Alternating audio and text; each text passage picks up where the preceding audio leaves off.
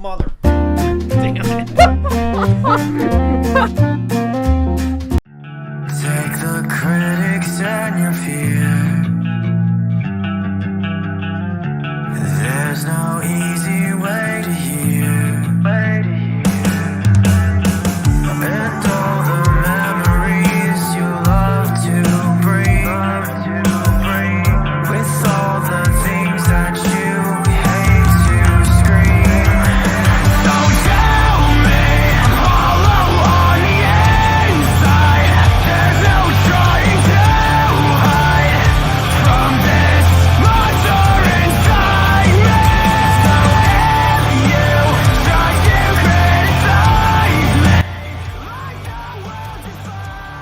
All right, and welcome back to the Browns Beat podcast, a emergency podcast. I think our first ever emergency podcast, literally in the middle of the week, completely unplanned. We're jumping in because we've got a big news story to share with you. Ladies and gentlemen, for the first time ever on this podcast, I was wrong. So my theory lasted all of what, like 12 hours? That was bad. That was really bad. I'll wear it on my sleeve, but I am very excited because Derek, we got some absolutely amazing news. But before I get into that, Derek, let me introduce myself. My name's Tristan. I'm one half of your co-host here at the Browns Beat podcast. I'm here with my man Derek. He's the other half of the Browns Beat podcast co-host. How you doing, Derek? Something like that, yeah. Yeah, I'm all right. I was telling Tristan before we started, but I just started like editing down our last podcast and trying to make it clips and all that. And by the time I get done doing that, I mean, we have to really completely reset because everything we just said is meaningless, basically. So if you're coming from the last one, thank you. But yeah, it's been an eventful last, 24 hours or so for the Cleveland Browns. We're going to get into it all, but, you know, Kevin Stefanski kind of having a cryptic, I don't even know how to describe it, but a bunch of drama comes out from that. Oh, what did he mean? What was this? Well, we found out what he meant. Dillon Gabriel announced as a starter, so we're going to talk about that. The Browns make a trade, a pretty good trade, in my opinion. Obviously, we got to talk about it, but yeah, a lot has happened in a really short period of time. Tristan, what do you think here? Yeah, just a lot of positivity. I'm looking forward to watching the Browns. Like that's not something that I've had the opportunity to say a lot the past couple of years. So, I'm thrilled. I'm thrilled for that reason and that reason alone. But let's just jump right into it, Derek. Let's start with the bigger story, of course. It's going to be Dillon Gabriel is going to be the starting quarterback against the Minnesota Vikings as we head to London this weekend. By the way, that has to be a first. Like a rookie quarterback getting his first ever start in the NFL, and it's not even in the United States. Like that's got to be a first. Like that's impressive. Anyways. You could also argue Dillon Gabriel has a chance to be maybe one of the longest winning quarterbacks overseas if he gets this game. That's true. Look at the positives. Oh, brother. Okay. Well, let's just get right into it. Derek, when you saw the notification that the Cleveland Browns were going to be starting Dillon Gabriel, what were your thoughts? My initial thoughts were the season begins today, because today you actually get to see what you have, right? Which I've been kind of pounding the table that this year is about seeing what you have. And listen, there's no point in reiterating everything I said on the last podcast, but it still applies. Like, you were getting nothing with Flacco as far as your on-field benefit. And you were getting nothing from Flacco as far as your off-the-field scouting / projecting for the future. You were just getting nothing from Joe. And listen, not to take away anything from what Joe Flacco did, I want to be clear, he is still, in my opinion, somebody that I will look at in Browns history as a positive. However, let it be a lesson. Sometimes the second go around ain't always a good thing. In theory, it made a lot of sense. Tristan, before we started the season, my general thoughts were anywhere between 4 to 7 games from Flacco is what we're going to see. We ended up getting, what? Are we on week 4 now? We're going into week 5. Yeah, week you got 5. So, four games, yeah. So, yeah, I mean, there's so many different ways I think we could take it, Tristan, but a good way to start is just the future is here. The future is here. Whether if it is the long-term future or a very short-term future, it is here, and that's a great thing. Yeah. I mean, I couldn't have said it better. It's about time that we finally had something that like really sparked our interest, like really got us going for a football game. Because man, over the course of last year and the beginning of this year, these football games have been hell. Like I understand. Listen, it's not about performing in an entertaining way. I understand. It's not about that. It's about getting wins, right? But when you're losing, you might as well lose in entertaining fashion. That's at least Winston, baby. Exactly. So, I'm excited. Now, would I have done this now going against the Minnesota Vikings defense? Hell no. I will say that's, in my opinion, that is an extremely risky move. I personally, earliest you could have convinced me with Steelers. I probably would have waited till Miami, especially because consider the moves that we've already made earlier this week. You want to make sure that you get a chance to get going. One of the other points that I brought up was something that gets overlooked when it comes to inserting Dillon Gabriel into this team is he's a left-handed thrower. So that means his blindside protector is our right tackle. And I understand KT Leviston wasn't terrible, but having him be the blindside protector of somebody who we are hopeful, I don't know what the odds are, but are hopeful he can be our franchise guy. I don't like that for his first ever start. I almost wonder if they're also in line to have Jack. Jack Conklin. Thank you. I don't know why I wanted to say Campbell. Jack Conklin. I'd imagine that he's coming back this week because other than that, I don't see a way in which it would have been feasible. But yeah, I where I have my concerns, I also have positives. That's one thing you'll know about me, Derek. I always have a positive. If Kevin Stefanski came into this week and he had this made up in his mind and he knew this opponent, that gives me a lot of confidence, because if you were worried that he wasn't going to be able to handle the fire, if he wasn't going to be able to handle it, needs more time, needs to wait till Miami, then you would have done that. But it's clear. This is a very clear indication from this organization. He's ready.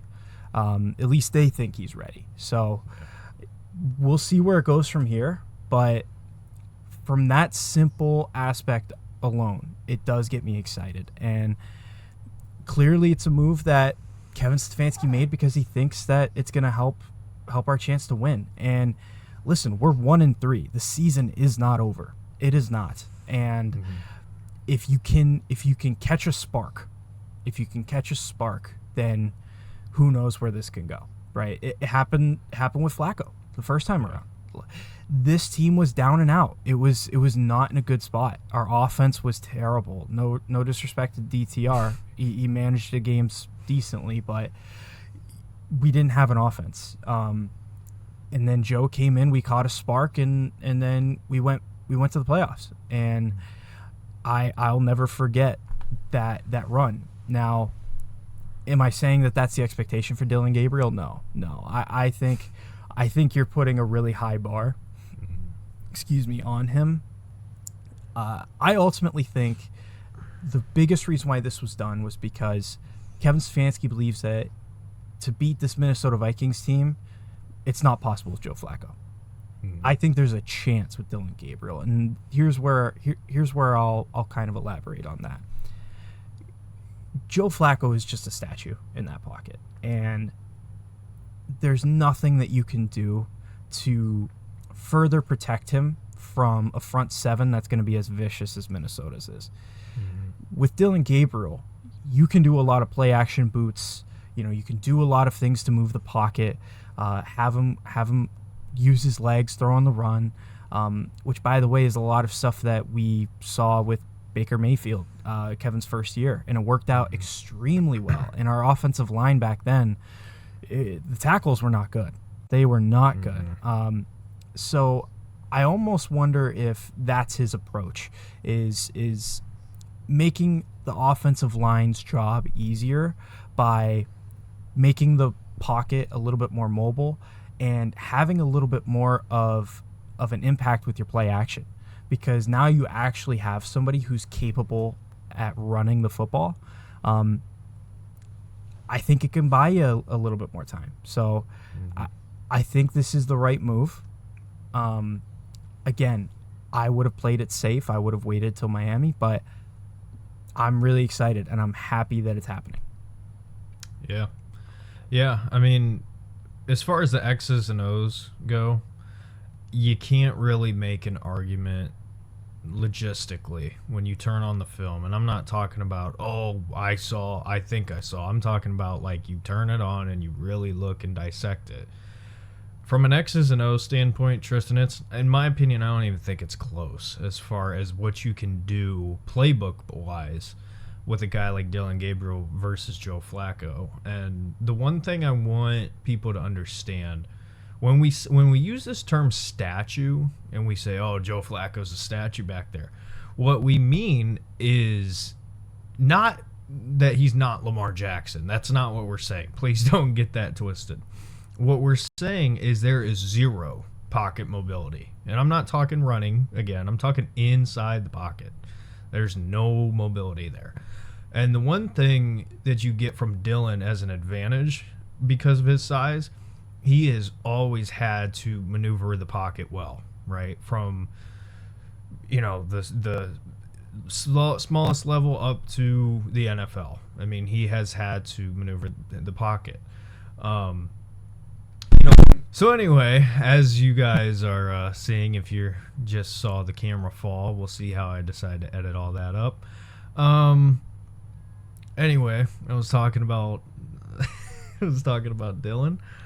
Yeah, when it comes to his history, he some things, I don't know how to best to describe it, Tristan. It's just like your situation requires you to learn the game and play the game different, right? Josh Allen is going to learn the game and play the game very different than Kyler Murray, you know what I mean, or Bryce Young. And not to, like, I'm not trying to make fun of him, you know what I mean? But let's be real. I mean, it's almost like two different positions sometimes. But, as far as what Dillon brings to the table, he brings you mobility inside that pocket. He gives you more than just read one, read two. You know what I mean? Because, Tristan, our first podcast back, what I talked about a lot was the pre-snap motion that Stefanski used in the Bengals game. Now, the whole reason for the structure of the offense being the way it is to help your quarterback. I mean, we've said it time and time again, but the offense is built around the run game. You play action off of it. Everything surrounds up front, right? That is what it comes down to in Stefanski's offense. But the problem with that is, Tristan, if there is no threat of any sort of mobility from the quarterback position at all, it's really hard to run an offense like that. And again, not to repeat myself over and over, because I know there's people probably thinking, well, Kevin Stefanski had Kirk Cousins playing well. How is he mobile? I'm not talking about taking off with your legs. I'm talking about the simple ability of faking a handoff and being mobile enough to get your fat ass around the corner and find an open man downfield. And listen, no offense to Joe Flacco. I don't mean it as a bad thing. He just couldn't do that anymore. He just can't. And in this system, we were in desperate need of some life. And I think this is going to be a huge thing as far as in the locker room, because now they have something to play for. You know, and I think it's going to be a big thing as far as the rest of the schedule goes, Tristan, because again, you can attack a defense differently with Dillon. And you, like I said, I think I said this on the last podcast, but you can attack a defense differently with Flacco than you can with Dillon, than you can with Shedeur. Every quarterback on this roster is different. Every quarterback on this roster is good at their own individual thing. What we saw from Flacco was what we thought we were going to get. We didn't get, as far as the decision making and just playing as clean of football as you can. We just didn't get that. So for Dillon, he's got to come out on Sunday. And Tristan, in my opinion, I think you got to get him confident early, right? He's never been a guy who has issues with that. But first NFL start in a whole different country, it's going to be a big moment for him, right? You got to settle him down. You got to get him in rhythm. He's a veteran college quarterback, right? He knows how to play the game, even if he's, you know, in a whole different league now. I get that, but just get him in rhythm. Get him going. Let muscle memory take over. That's just kind of how I see it. Yeah, I mean, honestly, Derek, I can tell you right now, I'm pretty confident I've got a good read on Kevin Stefanski. The first two plays of the game on offense,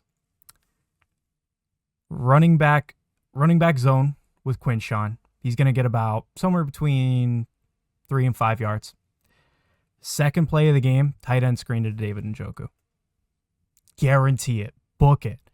Because you want to get your quarterback settled in, establish your run game, and have him have a situation where he doesn't have to think. And he just has to get the ball out of his hand. That's how you get a quarterback going. Just have him dump it off, you know, and then let him relax, let him ease into the game.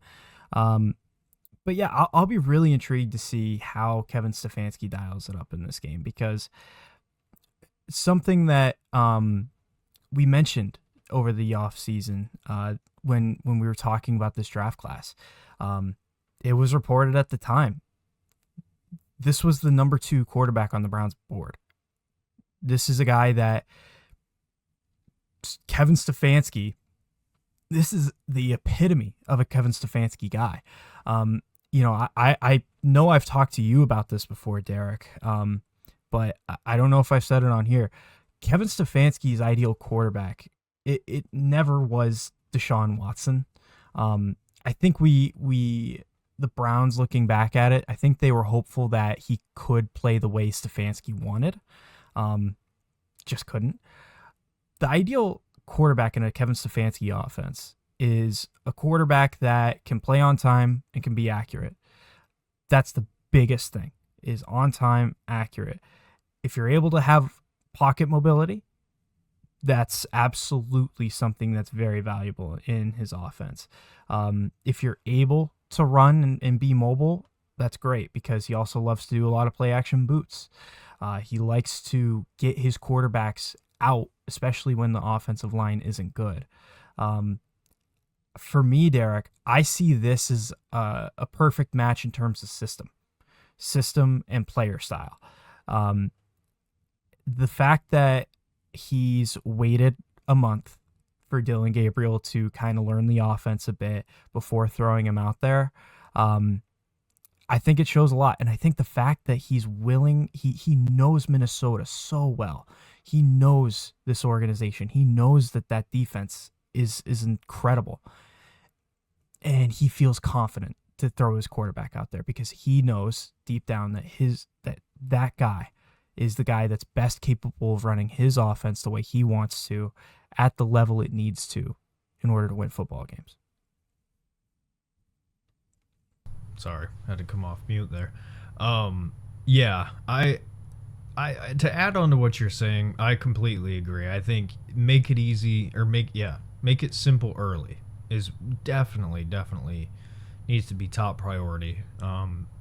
Just because I think people get this idea, and we fall victim to this every year. You want to know why so many top quarterback prospects in the draft end up being busts? It's because we fall in love with the physicals versus the mental. And the reality is, in the NFL, quarterback position is, I would argue, over half mental. And I would argue it's actually significantly over half. I'd argue 80%. Yeah. 80%. Yeah.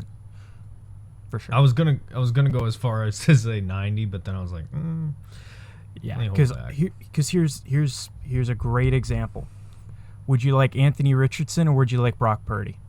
Yeah, exactly. Perfect example. Yes. Yeah. Yes, exactly. Yeah, and that's not to say that the mental side can't be taught, because that's the trick here. That is the ultimate trick. If you can get somebody with the physical tools, like a Lamar Jackson, perfect example, or a Josh Allen coming into the league. Lamar had all the tools in the world. Strong arm, super fast, right? But in terms of, how is he going to translate from the college game to the NFL? Is he still going to be able to do things with his legs? And you've seen him over the years become a great passer. I was a big critic of him coming into the league because he couldn't hit the broadside of a barn as far as accuracy goes. He could throw it a mile. And I could argue the same thing with Josh Allen when he was coming into the league, right? And it's not to say both of those guys are very smart. Don't get me wrong. Lamar Jackson is a very smart quarterback. Josh Allen, very smart quarterback. But those are toolsy guys that in a system you have developed over the years and you've brought them along. And how that correlates to Stefanski and what we're talking about here. If we can get Dillon in rhythm early, and especially against a defense that is ultra aggressive, if you can kind of calm the waters there and really level it out and see what you're working with here, I think you can do a lot of things. And Tristan, one of the biggest parts of getting him in rhythm early, people are going to roll their eyes when I say this, but to me, the biggest thing is Jerry Jeudy. Get Jerry the ball early and often. I know we talked about it a little bit on the last podcast, but that is the type of guy, if his mood and his attitude is good, and I'm not saying he's a cancer, I'm not saying that, but as far as the body language, those things are important when you have a young quarterback. And Jerry's the type of guy that if you go out there and you go the first two drives or the first drive and you don't throw him the ball, and then the next drive you come out and you try to hit him on a 45-yard, deep route or something, whatever, and he drops it, that's going to eat him up, right? So, to me, if I am Stefanski and I'm Tommy Rees, I am looking at every possible avenue I can. A, to get the run game going, and B, get the pass game going as far as, the underneath stuff, and get Jeudy going. Because I think if all of those things connect, Tristan, and ultimately kind of the big picture side of things here, what does Dillon Gabriel do for the Cleveland Browns and for our future as far as this season goes? You're going to find out a lot very early, I think, and it's going to be very critical, and how they handle it is very important. So, like I said, if I'm Stefanski, if I'm Tommy Rees, hell, if I'm Dillon Gabriel, I'm in those meetings, and I'm saying, all right, how do we get this going? Tight end screens, get Fannin going, get Njoku going, get guys in rhythm, because then from there you can really open it up. And last thing I'll say real fast, I will say, to add on to this point, Tristan, I am concerned that Ced Tillman being out, and the fact that we brought up Larvadan and Oh, I can't remember his name. But anyway, he was a receiver prospect a couple years ago.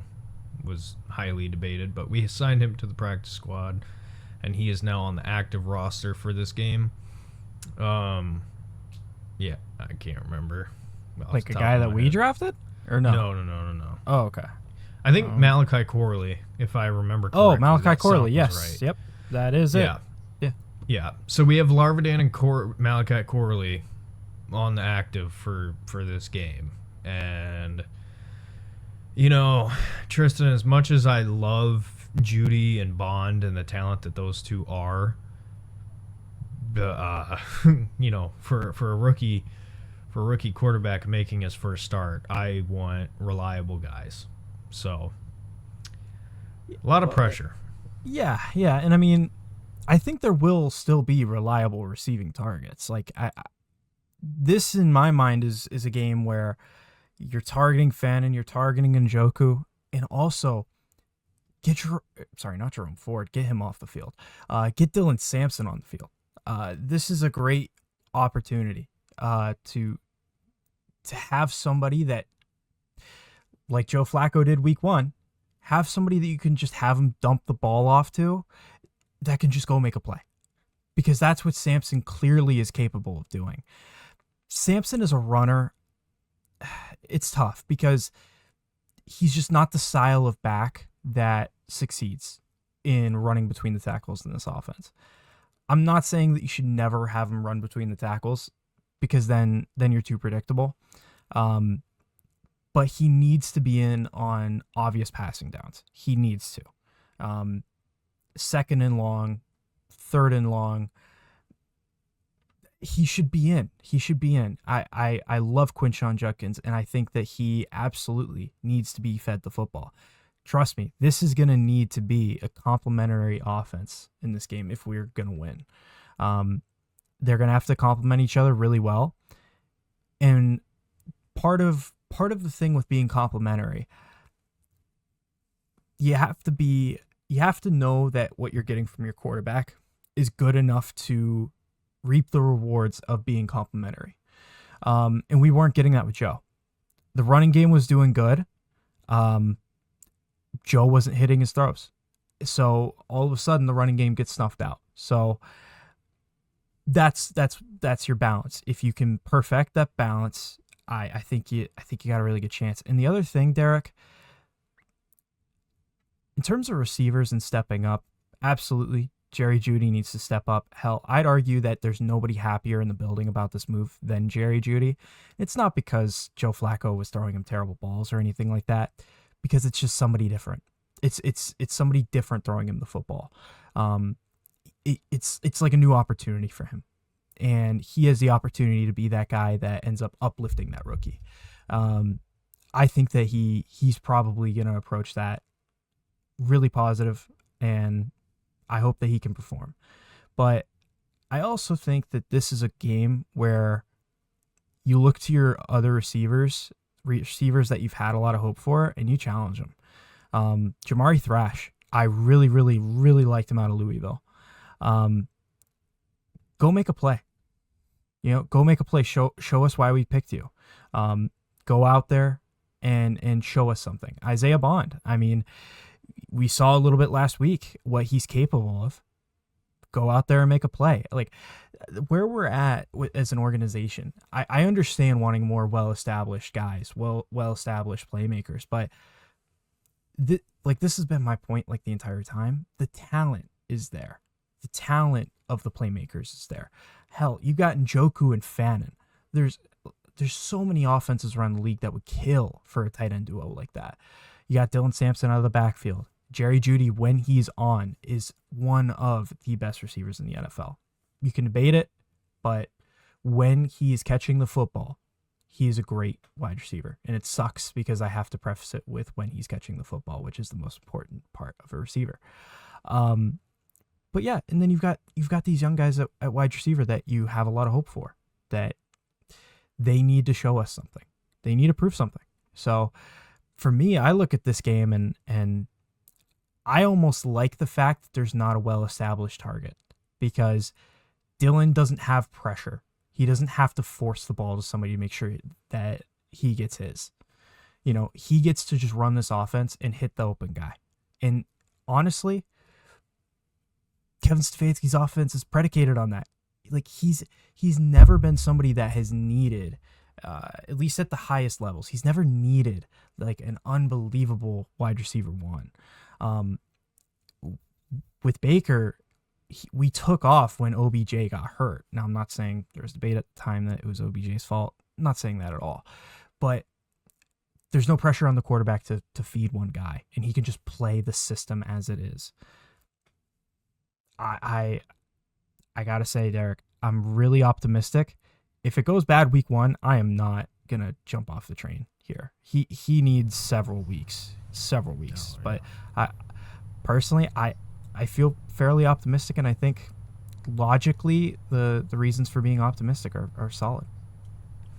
Yeah, I'm really glad. This is why we work well together, because what I forgot to say was your first point. Dylan Sampson absolutely has to be involved in the game plan for this game.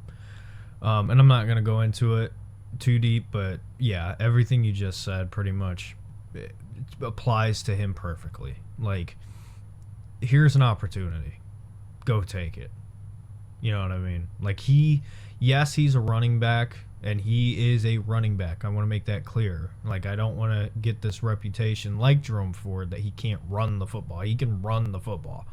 However, we saw in week 1, he had damn near 70 yards in the receiving game. Tristan, why are we not taking advantage of that? I'm not saying he's going to get it week in and week out, but why the hell are we not trying? So, yeah, he is one of these guys in this game that you're going to have to try to get him involved. And you know what? If it doesn't work, okay, so be it. Then you'll know. But you got to try. Isaiah Bond is, we saw him step up and have a really good game against Detroit. I wanted to say Green Bay, but it was against Detroit. Put up his career high. So if you look at the trajectory so far of him starting, it's just going up and up and up, which is great.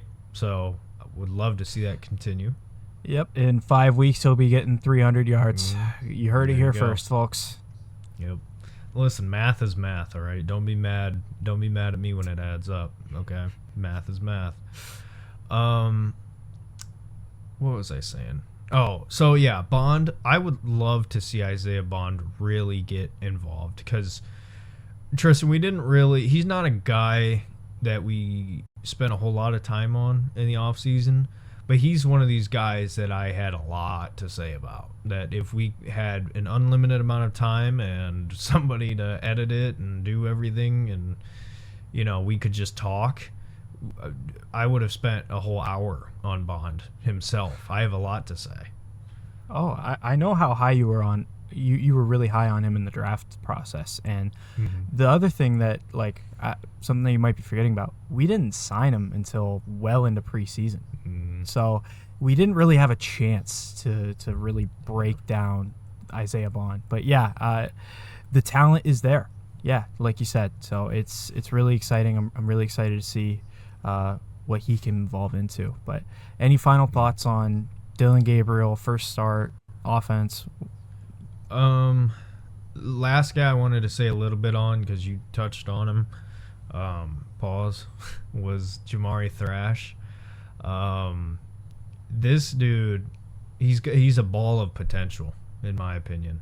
Like, I see a lot of, I don't want to say potential again, but, I see a future there if all goes well, right? I could see him, and maybe not even just with the Browns, but just in the league, the type of receiver that he is.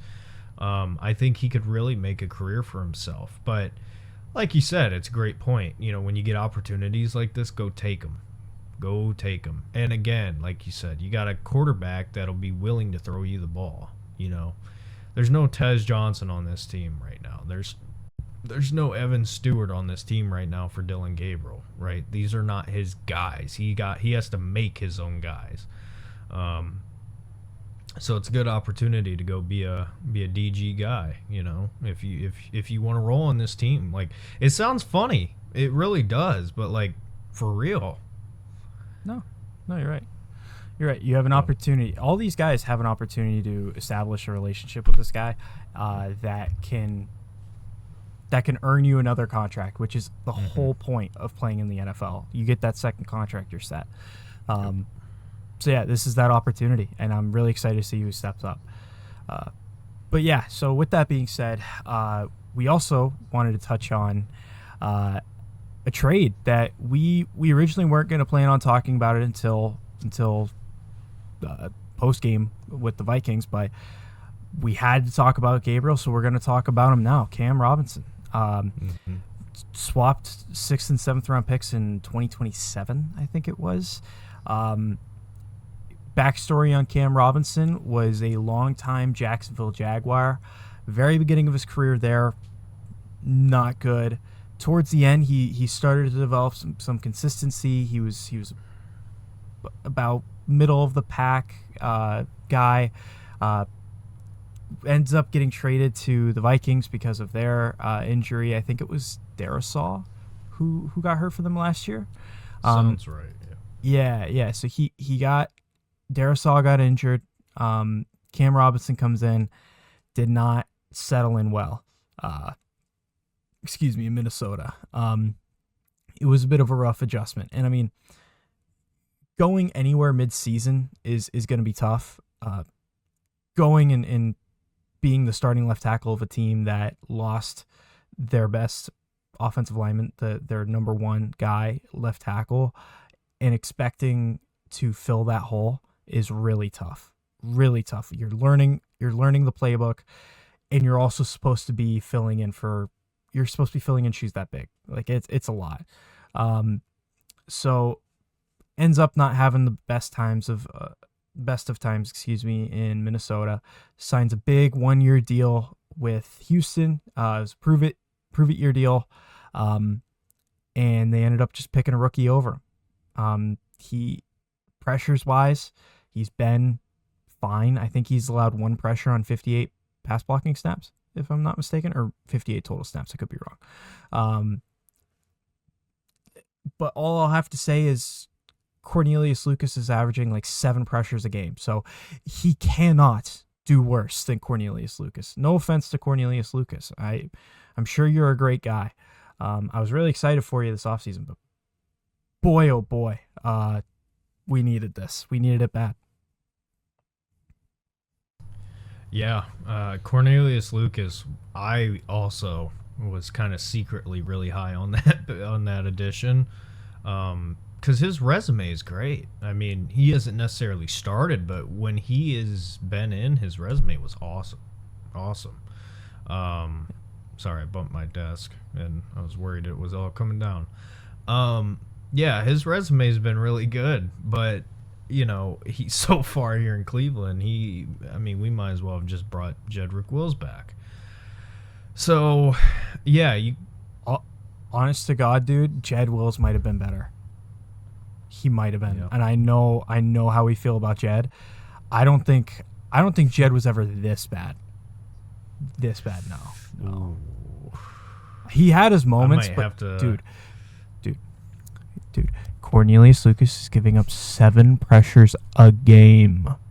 4 weeks in, and he's at 20. It's 27.5 pressures allowed. That is crazy. 27.5. The next highest guy is at 17.5. Buddy, he's letting them through like the automatic doors of Walmart. Like, it's what's happening right now. I hate to say it because I'm sure he's a nice guy. He's clearly had a lot of success in the league. It's just not worked here. So this was absolutely a necessity, especially given the fact that we went out and made the decision to start Dillon Gabriel. You had to do it. Yeah, and I don't know, Tristan, if you want, pull up his contract info. I think there's a helicopter outside. What the hell? Are you talking about Cam Robinson? Yeah. Oh, Sorry, I'll tell you right now. Light So, just going. So I know it off the top of my head, so we're good. It was a 1 year, $15 million deal they signed with the Texans, but base salary $2 million. That's all we're paying. Beautiful. Okay. So, all right. Okay.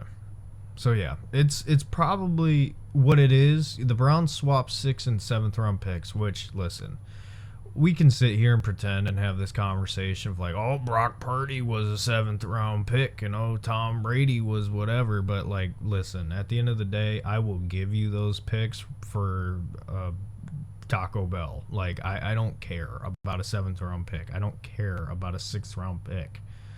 Like, it does not matter in the slightest. It matters. All right. I'm going to get into a whole rant if I keep going on this, but I'll just say it like this. I'm a big believer in draft picks are like lottery tickets. And, you know, if you are picking somebody in the 7th round, that's like the biggest mega millions you can get. Like, you can try, you can get you a number, but if you're looking to win, don't count on it. You know what I mean? So I'm going to be honest, I don't remember what I was talking about. What were you saying? Oh, no. Okay. I got it. We're back. Cam Robinson, you trade nothing pretty much to get him. 1 year rental, and worst case scenario, Tristan, he's terrible, and it is what it is. Best case scenario, he plays really good for you. He might be a stopgap guy for another year or so. You know, it could be. He's a veteran who, in my opinion, Tristan, is a very safe get. He's not going to be perfect, but he's not going to be as bad as what we've had so far. So, you know, it is what it is. I honestly, Tristan, I think this is a really good trade. It's a really valuable trade. I would almost describe it as a free agency rental, which what I mean is kind of what I just described. He's going to play for you, and I think he's going to play decently well. However, if he plays better than you expect, he could be a 1 or 2 year guy you keep around.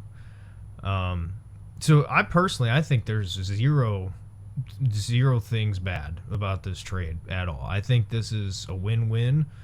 You know, if you're the Texans, okay.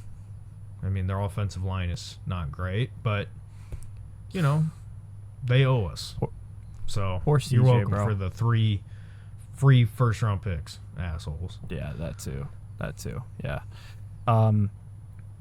Yeah, no, I just feel for CJ, bro. I mean, their offensive line was bad last season. Then they said, you know what will fix this? Let's trade Laramie Tunsil. That's going to fix it. Like, what are you thinking? All right, anyways. Yeah, so I kind of lied in terms of the cap. So the base salary is $2 million. The overall cap number is a hair over $3 million. So it doesn't matter, but figured I'd at least correct it just in case if anybody cares that much. So, but yeah. If you care that much, you shouldn't be watching this program. Damn. Okay. No, I'm just saying, if you care that much that $1 million difference is going to be the end of the world, man, we are not ESPN. I don't know what you expect from us, but we're just two idiots with microphones.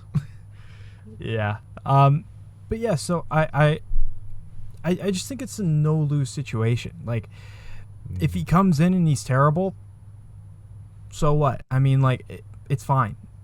Like, it's not anything different, and it's not like we invested a lot.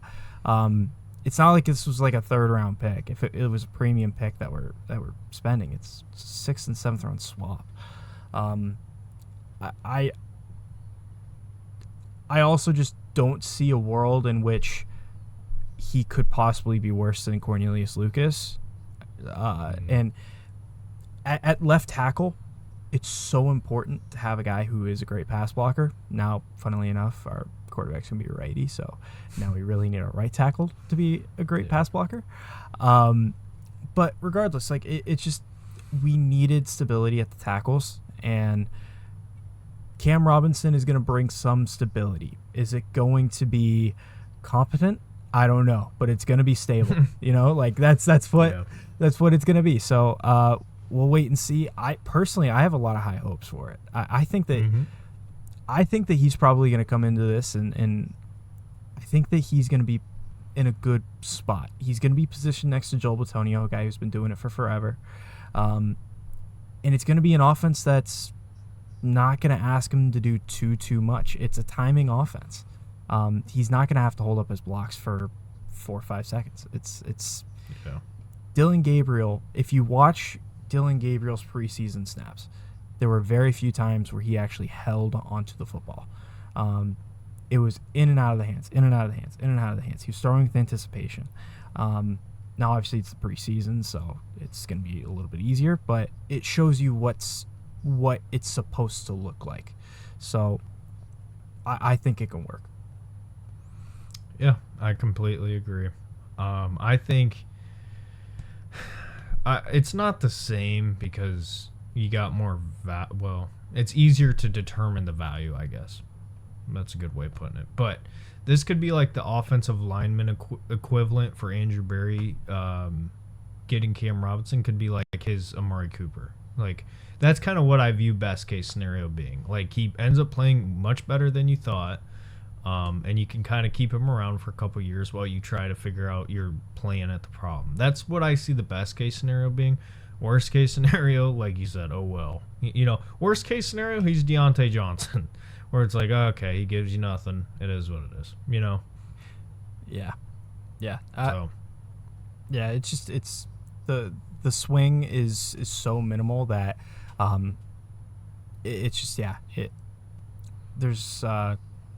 there's only a positive to look at in my eyes with this. So with that being said, Derek, any final thoughts before we wrap up today's show? No. No. I feel like there's something I was going to say, but no, we're good.